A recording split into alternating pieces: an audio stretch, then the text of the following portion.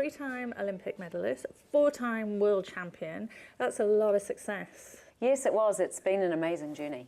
So tell me a bit about the road. Are champions born or are they nurtured? How do we get to be successful? I think it's a bit of both. Yeah. You know, first of all, I was born into a family that was really keen sailors. Yes. So that was obviously a passion that I was going to pick up onto. But in saying that, some families that doesn't happen to. But me, when I started sailing my own boat, I found that I had a superpower. Ooh, I like that. Tell us about your superpower. So it's unconscious learning. And so that unconscious learning came from my parents. And so when I jumped into this boat, I found that I had a natural ability which I didn't know that I had. But from watching my parents, I'd learnt stuff that I didn't know that came out in physical motion. And so when I jumped into this boat, I could make it go fast. And I tried lots of other sports at school. But the one that really resonated with me was sailing. Do you think everybody has a superpower, but we just haven't maybe figured it out yet? I think but it comes in different forms and shapes, superpowers. So like it could be an intellect, it could be a characteristic, so you get on with people, or you have an amazing job of creating great atmosphere within a room of people. It could be like a numbers superpower, it could be a physicality superpower, it could be a rhythm superpower, it could be a musical superpower. Yes, I firmly believe that everybody has something that they're good at, but a lot of us don't recognise those attributes. Right. So the first step was that you actually went, hey, I do have a superpower. And then what happened? Then I think every successful person has a dream. And I think my dream was that I wanted to travel and see the world. I figured that I've got to get out of New Zealand and see how the world ticks because I've got an adventurous spirit. And I knew that sport was my only ticket to that. And the only sport I was really good in was sailing. So when I was about 16, I had to make a choice of which type of sailing class I was going to put all my energies into. Yeah. So you made your choice. And then tell me a bit about the training and the rigours and the discipline and that kind of thing. Was it hard or easy? Well, I think it's always hard, but if you're enjoying it, it's going to come easy. Yeah.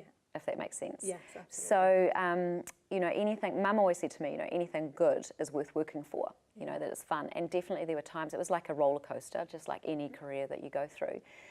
But if you give something 100, I'm a firm believer, if you give something 100% and you're really passionate about it and it comes from your spirit, then you will always find ways that you can become really good at it. Yeah. And so it was a lot of hard work. And I left school after year 12, which is Form 6 in my generation. So how old is that? 17, I think I was 17, so I didn't quite finish my high school years, and got part-time jobs so I could sail or windsurf during the day. Yeah. And then one thing led to another, and when my sport became Olympic in 1992, there was the childhood dream of always going to the Olympic Games. Yeah. So, and then with my brother being a windsurfer as well, and when he was away, I'd steal his equipment, nice, which was great. Stealing, don't steal. Stealing's bad. But he was away, so he couldn't tell me off. And then my sister was into it too, so we all just played together. And it's a lifestyle. It was a lifestyle sport, which turned into a career. Yeah. What kind of sacrifices did you have to make?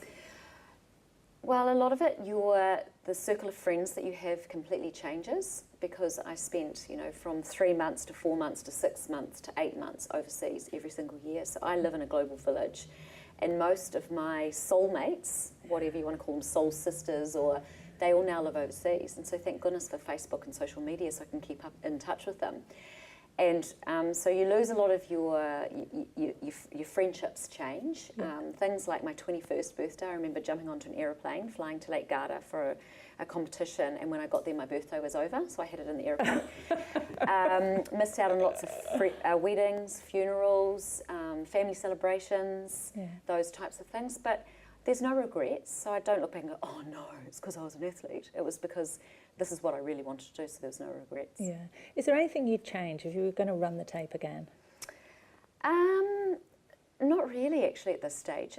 It was really hard doing it with 2 kids in tow. Yeah. Because I did 2 Olympic Games with 2 young ones coming along, and I couldn't leave them home. So being a mum and travelling a lot, which hasn't stopped actually, that's probably was the hardest thing that I've had to do, is try and juggle that whole, you become emotional because you're a mum, but you've got to be really hard as a competitor, and I reckon I lost my edge after I had kids, but I wouldn't have changed it for the world. Yeah. Did they boast about you? Mummy's an Olympic. No, they have no idea. They had no idea. In fact, I think it's only still dawning on them now who mum is. Yeah.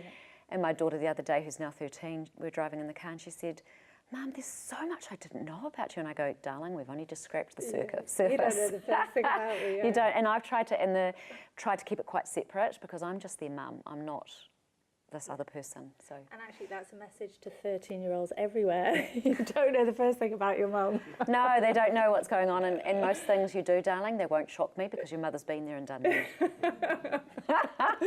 So what are you working on now? Okay, so in 2004, I became an International Olympic Committee member. So there's 115 of us in the world are the caretakers of the Olympic rings. Wow. And we decide things like what sport's going to be in the Olympic program, where the Olympics going to be. I work on the sport and environment, so I sit on a commission that's responsible for the carbon footprint of what the Olympic Games is doing and how bid cities, when they bid for Olympic Games, how we can make that sustainable. Wow. I also represent the athletes, so we talk about things that affect athletes, like athletes transition from sport. So I manage the Oceania Athletes Career Program and go around to all the islands and have now trainers underneath me where we go in and we do life skill training for athletes so they can identify their leadership skills and the life skills that you learn from sport that are completely transferable. It sounds to me that you're still one very busy lady. Yes, and I have to come up for air and take breaths, and most of the time my kids come and kiss me goodnight. Do they tuck you in? They tuck me in and kiss me goodnight. Good night, mummy, and off they go because I'm usually in bed before they are. Yeah. So do you have any leisure? Yes. Yeah. So the whole family's surfing, and so just this weekend we were all surfing together up north, Yeah. and that's what we do as a family thing. And then I'm not a big winter fan, and the only way I can survive winter is if we all go skiing. So Yeah, we great still idea. do lots of leisure activities, and with all that busyness, I still try to be home for the kids after school and during the school holidays. So we still have a bit of balance there. Yeah. So before you go, what is your one tip for balance? An amazing support team around you. Yeah. So, and actually, you know, every week, at the end of every week, I pretty much sit down and go, okay, what do I need to do better as far as the family goes, as far as I'm concerned, because you have to look after yourself as well. And if you look after yourself first, then all the other things will roll into place. Yeah. Then your family, and then work comes third. Yeah. Brilliant. Thanks for all those tips, Barbara. Awesome having you here today. Thanks. Thank you.